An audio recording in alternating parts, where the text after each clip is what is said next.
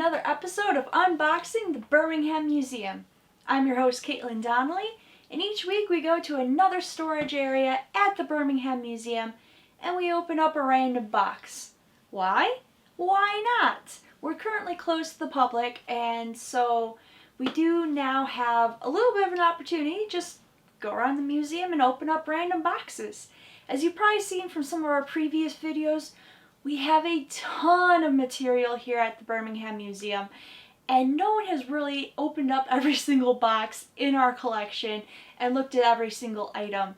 So I figured everyone can learn something from this. And I'm back again in Donna's office. I am actually just on the other side of the office. I threw on a scarf to make it look slightly different from the last video. And we are in front of the closet.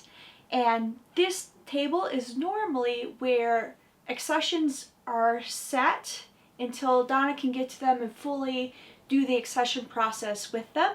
I've moved those items off and onto another table right now so we can have access to the closet. So, why do we have things piled in front of this closet?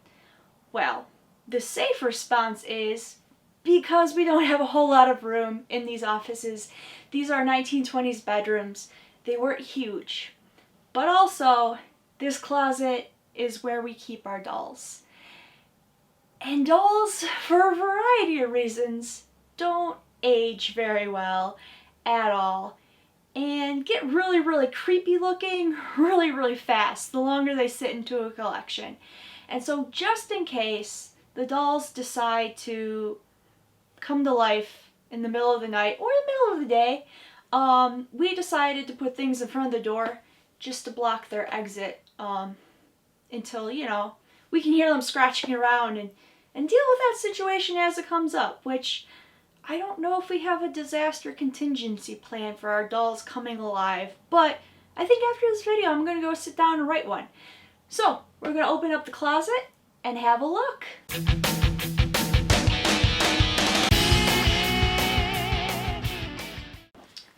Alright, so this is the interior of our closet. I don't know if you can see it very well, but we have tons and tons of boxes, and mostly these are our toys in our collection that we have in here, which we bring out occasionally for holidays at the Hunter House and other events like that.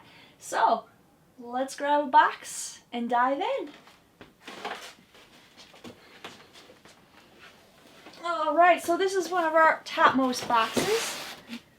I'm just going to close this and move this just in case those dolls decide to wake up. And in here we have, it looks like, some of our smaller dolls. So here we have a doll that won't stop staring at me. And this one is fully articulated and made out of a hard plastic, it feels like. And another little doll with some wired on arms, wearing a little yellow dress. Got these dolls' that eyes open and close when they lay down, and this one's made out of porcelain, except for her dress.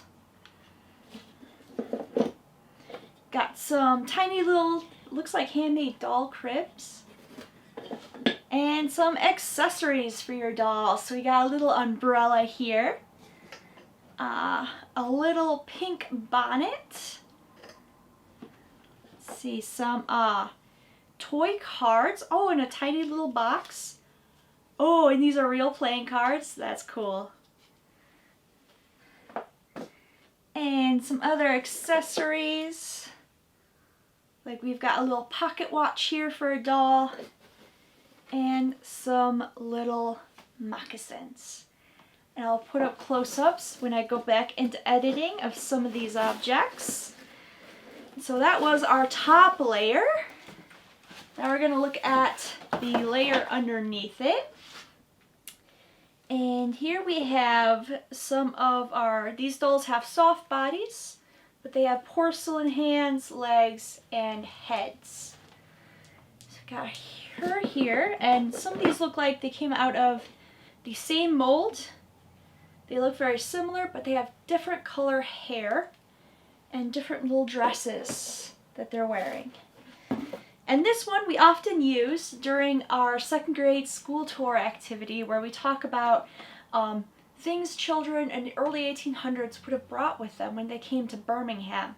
And we use this as an example of both a toy that children might have brought with them. So this is a little doll, and she does have a porcelain head, porcelain legs, and arms. But this is also a really great example of why you want to be careful with things in museum collections. Because parts of her are porcelain, and somebody at some point in time, maybe it was a little child that played with her, maybe it was somebody who came into the museum and wasn't as careful with objects as they could have been. They broke off one of her legs and one of her arms. So it's a really good example of why a lot of times when you go to museums, unless you are specifically allowed to touch things, you want to look with your eyes and not with your hands. Alright, so that is this box here. And just for funsies, let's get another one too. Maybe find one that isn't dolls. Dolls are fun. They're also a little creepy.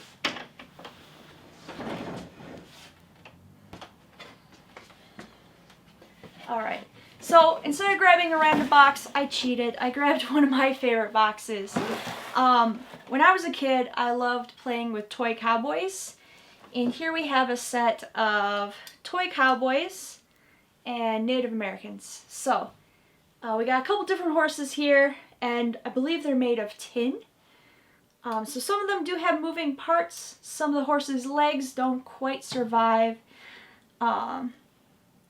Some of the soldiers' hands don't quite survive. And they've been worn away. They've obviously been played with by a child, thoroughly loved and enjoyed. And so sometimes the wear marks do make toys look a little creepy, but a lot of times too they can tell you just how much they were loved by the child that they were played with. If you see a toy in a museum collection in pristine condition, that indicates that that kid didn't play with that toy. And it was always kind of a display piece, which is kind of sad in a way. But yeah, these were obviously very loved and enjoyed by the child that was playing with them. So we have a set of these in our collection, and they're awesome. I love them. So thank you so much for tuning in to this episode of Unboxing the Birmingham Museum, and we'll see you next time. Bye.